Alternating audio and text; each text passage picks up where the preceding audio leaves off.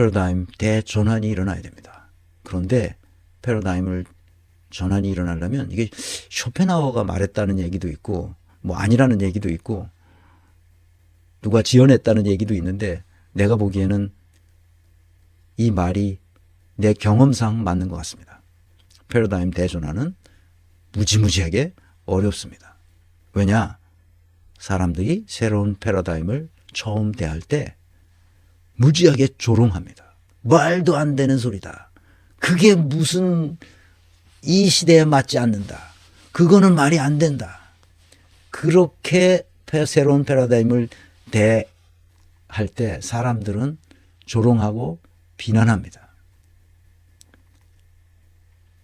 내가 와서 직무 설계를 이렇게 해야 된다. 어카운터빌리티가 이런 거다. 뭐 이렇게 해야 된다. 이렇게 된다.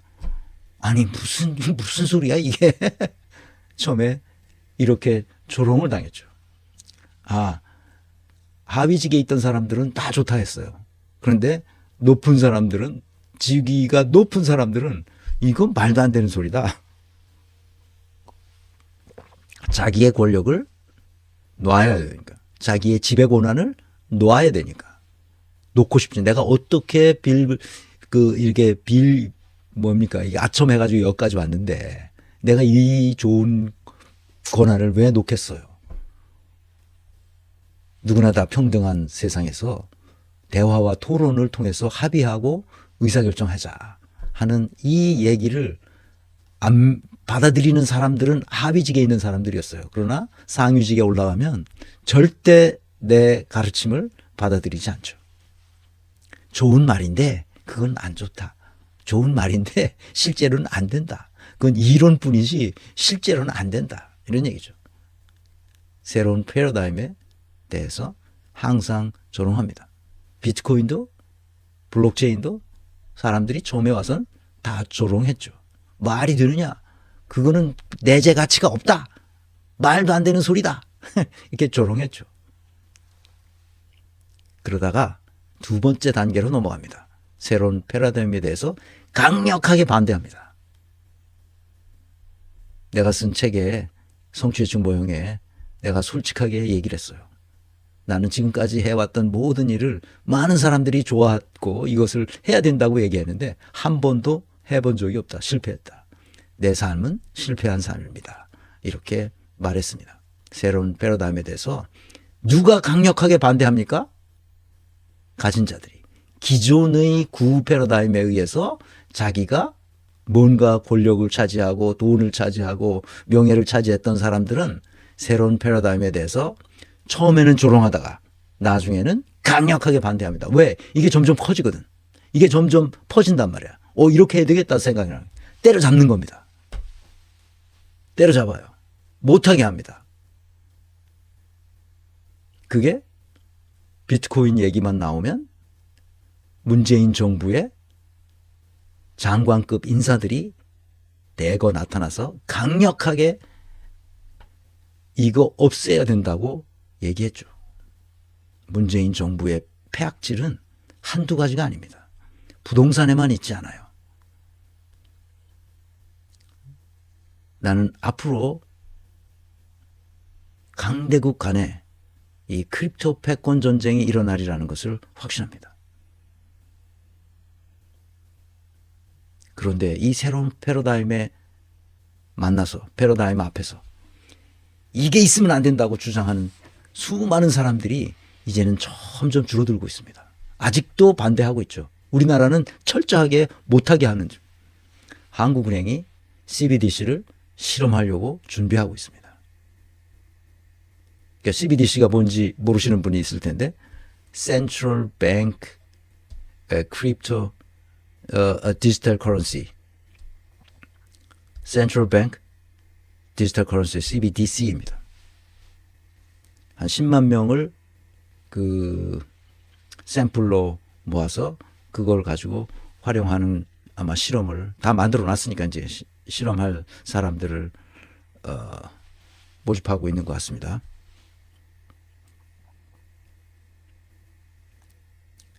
이제 그 강력하게 반대하던 사람들이 입을 닫고 서서히 우리의 현실을 인식하기 시작하면 어떻게 되느냐? 새로운 패러다임을 자명한 것으로 받아들이죠. 우리는 지금 어디에 와 있느냐? 지금까지 내가 생애를 거쳐서 가르쳐왔던 것이 다 조롱하던 상태에서 강력하게 반대하는 상태까지 왔습니다. 그래서 강력하게 반대하는 것은 이제 저 세계를 넘어가면 이제는 자명한 것이 받아들일 날이 곧 올 것이다. 그렇게 생각하죠. 그래서 제가 건민내 건강한 민주주의 네트워크를 만들어서 지금까지 했던 패러다임, 인사조직론의 패러다임을 완전히 뒤집어 엎고 새로운 것으로, 새로운 패러다임으로 자명한 것으로 받아들일 수 있도록 30년이 지나면 그렇게 되죠. 아, 옛날에는 그렇게 했었어요? 그거 바보 아니야? 이렇게. 왜 그렇게 했지? 옛날에는? 이럴 날이 제가 살아있는 동안에 일어났으면 좋겠는데 그렇지 않더라도 이것이 언젠가 이 강의가 남아있을 거고 그러면 이것이 내가 가르친 것이 자명한 세상이 되도록 했으면 좋겠습니다. 이제 미국에서는 운전사가 없는 택시가 나왔어요. 그것이 운영되고 있죠, 지금. 신기한 일이에요. 같은 택시인데 AI 택시죠. 운전대에 운전하는 사람이 없어. 그런데 어떻게 하면 손님이 그걸 잡아 타고 자기가 원하는 데로까지 데려다 줍니다. 안전하게.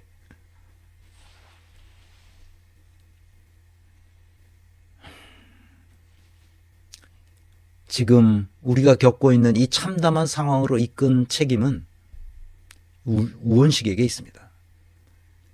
나는 어떤 사건이 벌어졌을 때 그 사건을 예의주시해서 이렇게 봅니다. 누가 어떤 잘못을 저질렀기에 이렇게 되느냐 하는 것을 분별하는 사람이죠. 그리고 역량 진단을 합니다. 아까 얘기했듯이 주권자의 주권을 위임받은 우원식 마름이 자기 역할을 못한 겁니다. 그래서 이렇게 된 거예요. 마름이에요.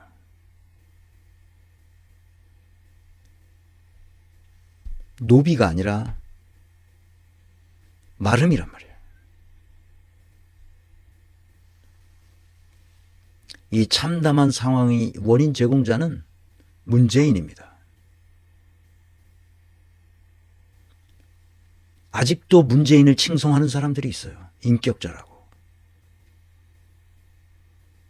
인격자는 자기의 직무를 해태하면 인격이 됩니까? 자기가 마땅히 해야 할 때 그 일을 하지 않음으로 해서 결국은 여기까지 온 거예요. 나라가 이제 완전히 막다른 골목에 도달하고 있습니다.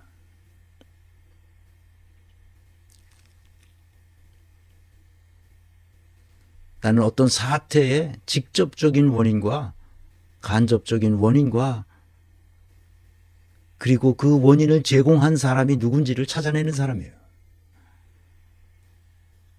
매일매일 떠다니는 뉴스와 정보에 따라다니는 사람이 아닙니다. 그거를 쫙 보고 아, 요때 누가 무슨 잘못을 저질렀길래 이렇게 됐나. 그것을 쭉 보고 요때 어떻게 잘했길래 그렇게 높은 성과가 났나. 그것을 따지는 사람이에요. 그래서 그런 사람들에게 더 많은 일을 하도록 맡기는 사람이죠. 맡길 수 있도록 추천해 주는 사람이 저의 역할이었어요. 지금까지. 이 두 사람의 내용을 보면 모든 거짓말과 비리와 불법 행위에 대한 즉각적인 징계 처벌을 한 적이 없는 사람들이에요.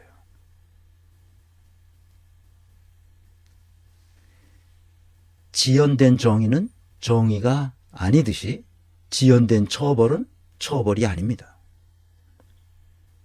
불법 행위에 대해서 즉각적인 확고한 더 이상 물러서지 않는 단호한 자세로 징계하거나 처벌했어야 합니다. 그런데 그렇게 하지 않아서 여기까지 온 겁니다.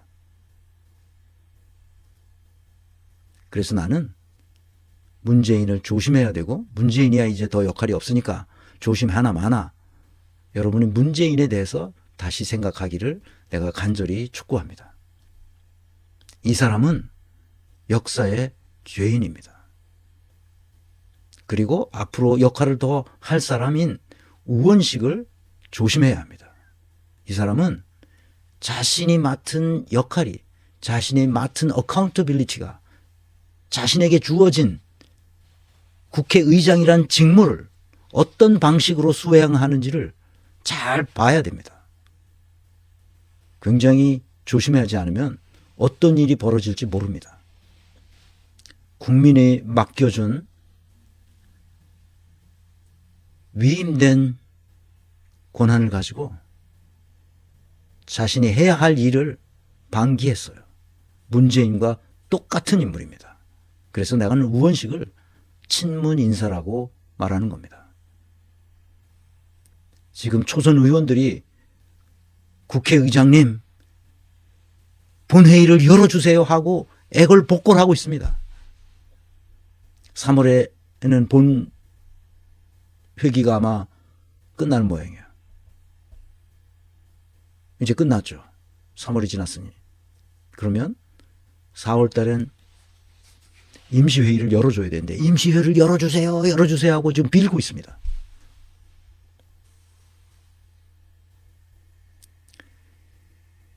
우원식은 조심해야 됩니다.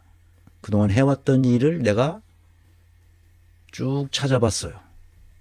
예전에 찾아봤어요. 예전에. 그때 국회의장 나온다고 할 때 이 사람이 어떤 사람인가. 그래서 우원식은 안 되겠다 내가 말했던 사람이에요. 그런데 이번에 내란 사태 계엄령 선포한 것을 해제하는 그 과정을 보고 우원식이 괜찮은데? 저 친구가 좀 뭘 했네? 내가 그래서 칭찬했어요. 근데 아니나 달라 자기 본성이 그대로 또 나온 겁니다. 그래서 내가 여러분에게 우원식을 조심하라고 말하는 겁니다. 이게 큰일입니다.